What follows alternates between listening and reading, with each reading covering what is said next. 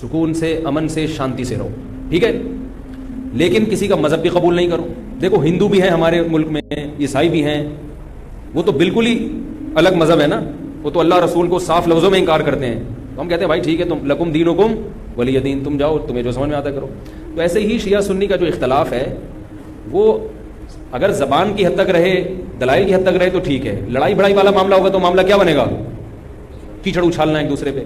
تو میں ایک بات آپ سے کر رہا ہوں کہ آپ اپنے بارے میں یہ فیصلہ کریں کہ آپ کیا ہیں, یا تو ادھر ہو جائیں یا ادھر ہو جائیں. تو اگر آپ شیعہ ہیں ٹھیک ہے, پھر وہ جو کر رہے ہیں وہ ان کا مسلک ہے, آپ کریں وہ.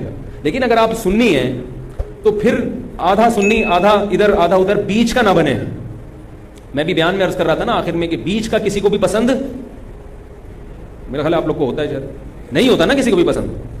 قدرت نے کسی کو بیچ کا بنا دیا اللہ کی طرف سے, وہ تو اللہ کی طرف سے آزمائش ہے, لیکن خود سے کبھی بھی بیچ کا بننے کی کوشش مت کرو. تو یا تو ادھر ہو جاؤ یا ادھر ہو جاؤ. اب ہمارے ہاں لوگ کیا کر رہے ہیں, جو سنی ہیں سنی, محرم میں حلیم پکا رہے ہیں, حلیم کھا رہے ہیں, محرم میں سبیلیں لگا کے بیٹھے ہوئے ہیں, سبیلوں سے پانی پی رہے ہیں, محرم میں مرثیے سن رہے ہیں, رکشے والے بھی مرثیے لگا کے, ٹیکسی والے بھی مرثیے لگا کے. تو بھائی یہ اسلام نہیں ہے, یہ سمجھ رہے ہو, جو اس کو اسلام سمجھتا ہے وہ کرے, لیکن ہم سنی مذہب جو ہے وہ اس کی نظر میں یہ اسلام نہیں.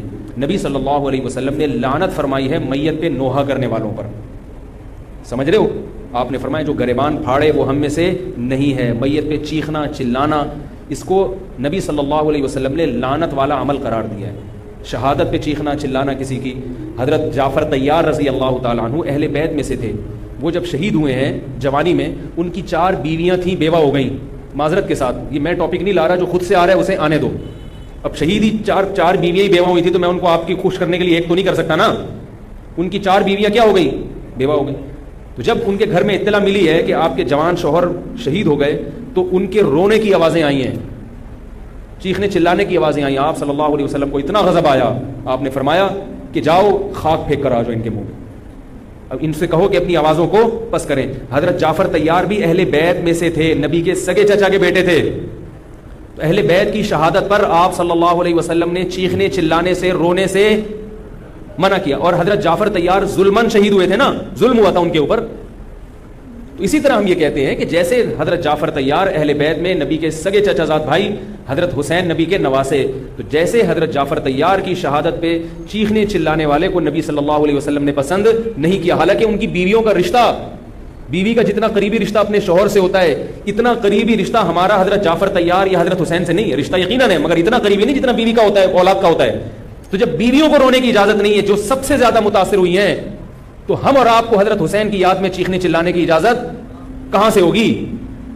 ہم زیادہ فنڈر بننے کی کوشش کیوں کر رہے ہیں بھائی, زیادہ آگے نکلنے کی کوشش کیوں کر رہے ہیں؟ یقیناً اہل بیت سے ایمان, اہل بیت سے محبت ہمارے ایمان کا جزو ہے, مگر اس محبت کا اظہار اس طرح سے کرنا ہے جس طرح سے اہل بیت سے محبت کا نبی نے حکم دیا ہے. نہیں آ رہی میرا خیال ہے, پولیس کی تو ضرورت نہیں ہے. جس طرح سے حکم دیا بھائی اس طرح سے اہل بیت سے محبت کرنی ہے, اپنی طرف سے نہیں کرنی ہے آپ نے. تو پہلی بات تو یہ حدیث سمجھ میں آ گئی, اور آپ صلی اللہ علیہ وسلم نے چیخنا چلانا, گریبان پھاڑنا اور یہ سب کے منع کیا ہے. تو سنی مذہب میں ماتم کی اجازت, چیخنے چلانے کی, ہا ہو کرنے کی اجازت نہیں ہے. سمجھ رہے ہو بات کو؟ تو آپ یہ کام نہ کریں, مرثی آپ نہ سنیں, انہیں سننے دیں, انہیں کرنے دیں. آپ رکشہ ٹیکسی چلا رہے ہو, کہہ رہے محرم کے احترام میں گانے نہیں لگاؤں گا, مرثیے لگا دوں گا. بھائی نہ گانے لگاؤ نہ مرثیے لگاؤ. اور مرثیوں میں جس طرح سے اہل بیت کا نام لیا جاتا ہے, اس میں اہل بیت کی عزت نہیں ہے بلکہ اہل بیت کی توہین ہے. ہائے زینب, ہائے یوں, ہائے یوں. آپ اپنے گھر کی عورتوں کو چاہتے ہو کہ سڑک پہ ان کا اس طرح سے ہائے ہائے کر کے نام لیا جائے روڈ پہ؟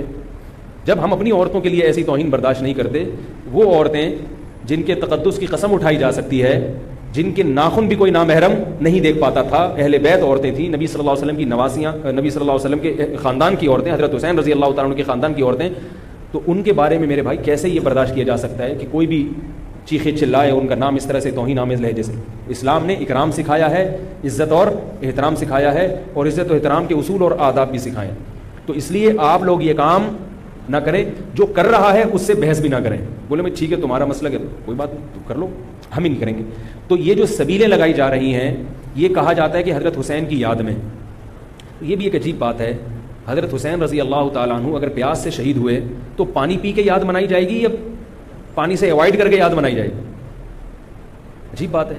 ایک مجھے ایک بات بتاؤ, آپ کا دوست بھوکا بیٹھا ہوا ہے,